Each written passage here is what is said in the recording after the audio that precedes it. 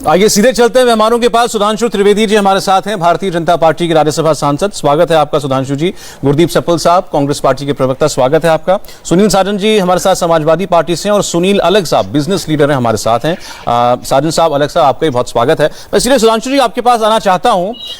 Central Vista project को लेकर आज प्रधानमंत्री ने कहा कि एक वक्त था जब लोग इस प्रोजेक्ट के पीछे डंडा लेकर पड़े थे, लेकिन ये नहीं बताते थे कि यहां पर ऐसे कॉम्प्लेक्सेस भी बनेंगे, ऐसे ऑफिस स्पेसेस भी बनेंगी जिनमें 7,000 हमारे रक्षा मंत्रालय और सेनाओं के लोग भी बैठकर काम करेंगे। साथ ही उन्होंने वो हालात भी बताया कि वो फिलहाल कहां पर काम करते हैं। अंग्रेजों के जमाने के घोड़े के अस्तबल जो बने थे वहां पर 70 साल से वहां पर ये अधिकारी काम कर रहे थे। तो क्या आप मानेंगे कि ये सेंट्रल विस्टा प्रोजेक्ट का एक किस्म का विंडिकेशन है आज?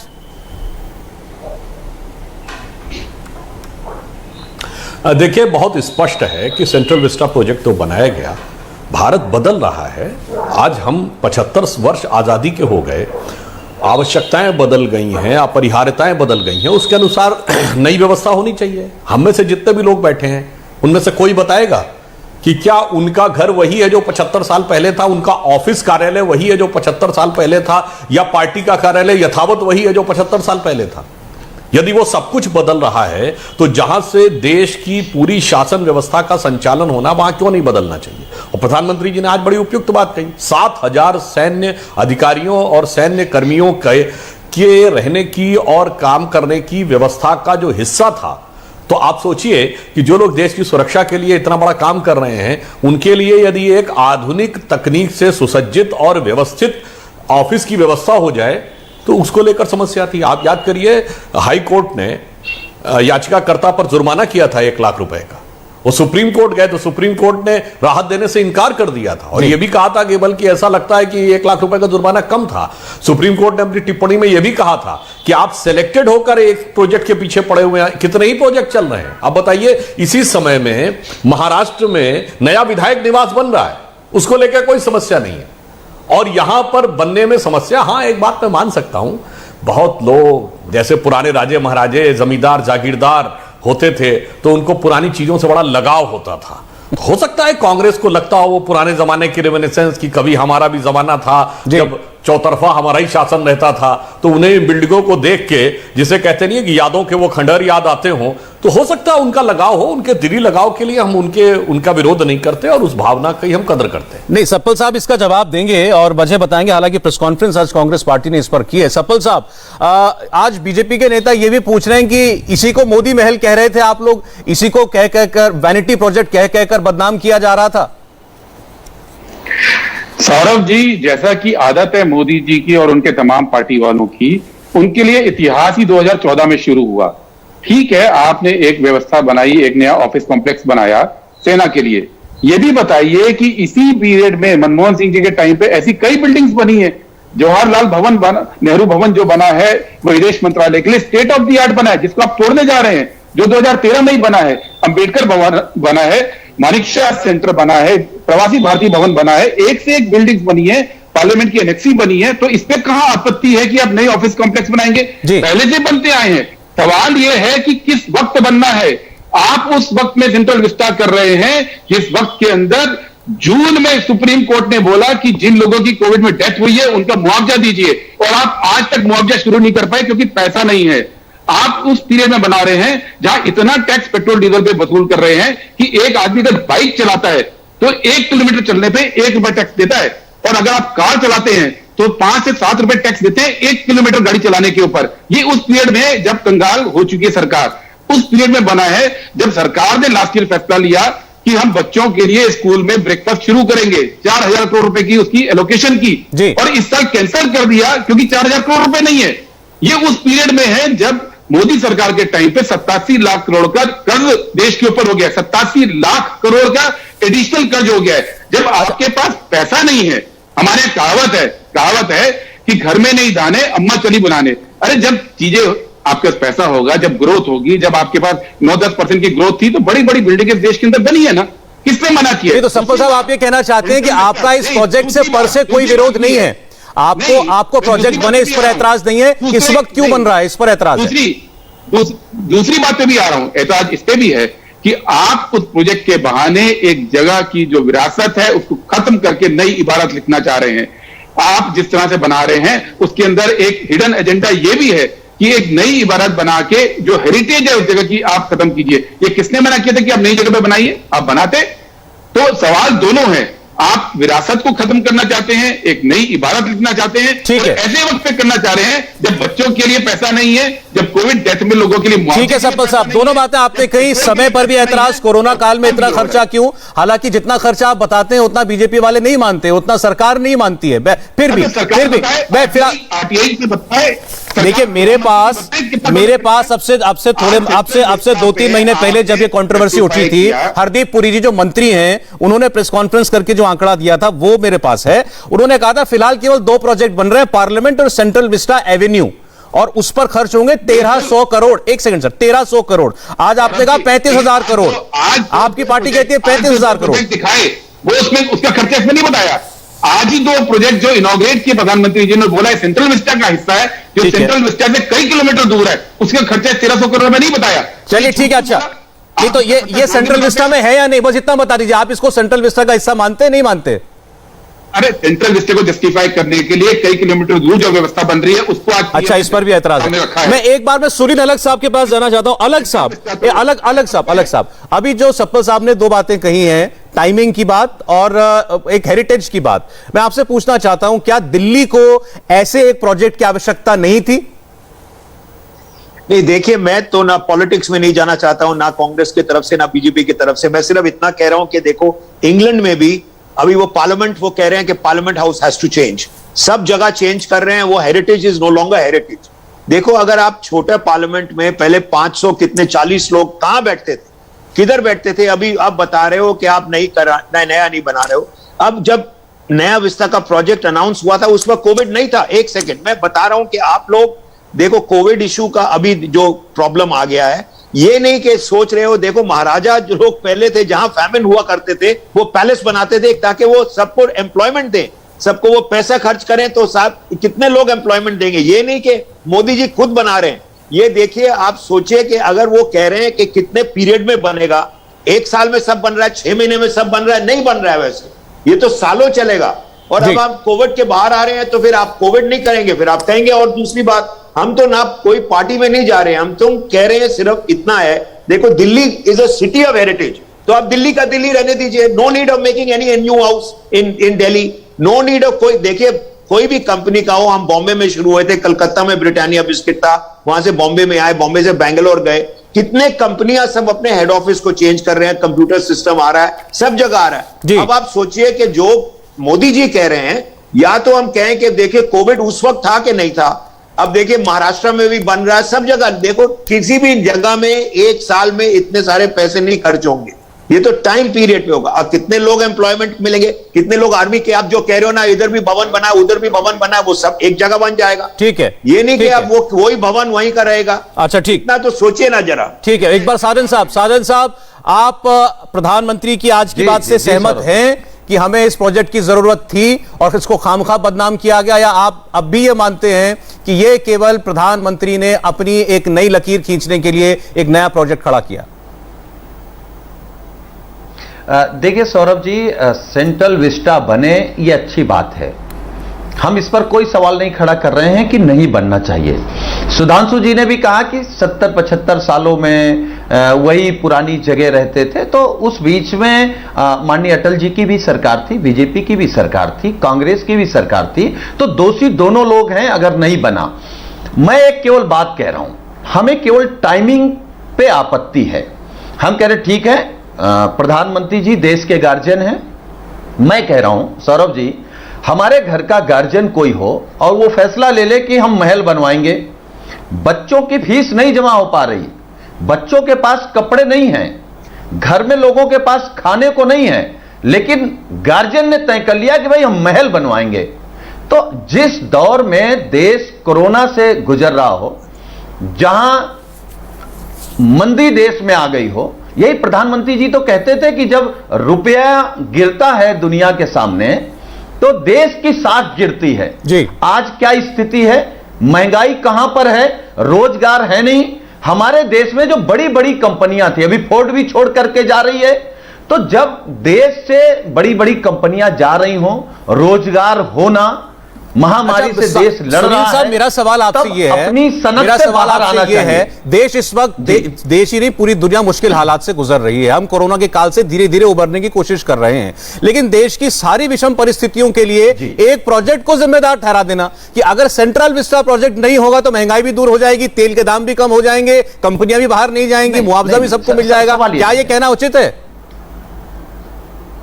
नहीं, मैं बिल्कुल इसको उचित नहीं मानता हूं। लेकिन सौरभ जी, जब किसान धरने पर बैठा हो, बेरोजगार नौजवान डिग्री लेकर के घूम रहा हो, कोरोना महामारी में बिना ऑक्सीजन के, बिना दवा के, बिना एम्बुलेंस के, बिना बेड के हमारे आपके घर के लोग, देश के लोग मर रहे हो, तब सेंट्रल विस्टा जरूरी है या हेल्थ विभाग में पैसा देकर के जरूरी है कि हम मैं आपके सवालों का जवाब सुधांशु जी से लेने की कोशिश करता हूं। आपने दोनों के तर्क सुने। पहले तो एक खर्चा कितना हो रहा है इसको लेकर बड़ी कंफ्यूजन है। मैंने सरकार के मंत्री का आंकड़ा कोट किया, आप पहले 20,000 करोड़ कहा जाता था कांग्रेस की तरफ से, आज 35,000 करोड़ कहा जा रहा है। सुधांशु त्रिवेदी जी,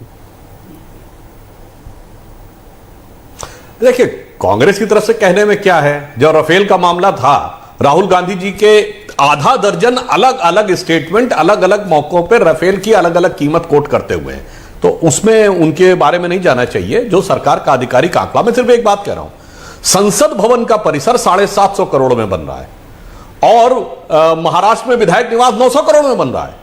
अरे मेरे भाइयों, जरा ये तो कह देते कि विधायक निवास तो रुकवा दो, विधायकों को कौन सा रहने की बहुत जरूरत है। और दूसरा, जो सुनील अलग जी ने कहा, यह प्रोजेक्ट क्या सैंक्शन हुआ उस समय में जब कोरोना काल था? मान्यवर, संसद भवन के नवीनीकरण का प्रस्ताव 2012 में यूपीए सरकार के समय में, जब मीरा कुमार जी विधानसभा अध्यक्ष थी, उस समय शहरी विकास मंत्रालय को लिखा गया। यानी वो प्रक्रिया तब से चल रही है। बताइए, देश में कितने प्रोजेक्ट रोक दिए गए? सड़कों का निर्माण रोक दिया गया, डैम का निर्माण रोक दिया गया। और जो दोनों हमारे मित्र कह रहे हैं रोजगार की बात जी, तो देश में सर्वाधिक रोजगार यदि आता है तो किससे आता? कंस्ट्रक्शन क्षेत्र से। वैसे कृषि और कंस्ट्रक्शन, मगर दैनंदिन रोजगार सबसे अधिक अगर क्रिएट होता है तो कंस्ट्रक्शन के क्षेत्र में। अब कंस्ट्रक्शन में ही, जिसमें गरीब आदमी को सबसे ज्यादा रोजगार मिलने की संभावना है, उसे रोक दिया जाना चाहिए। यह पूर्वाग्रह की चरम का प्रतीक। और दूसरी बात, जहां विरासत की बात हमारे कांग्रेस के मित्र गुरदीप सिंह जी ने कही, तो मैं मानता हूं विरासत के साथ तो कितना जबरदस्त न्याय। वाइसराय की एग्जीक्यूटिव काउंसिल जहां बैठती थी, वो विरासत है।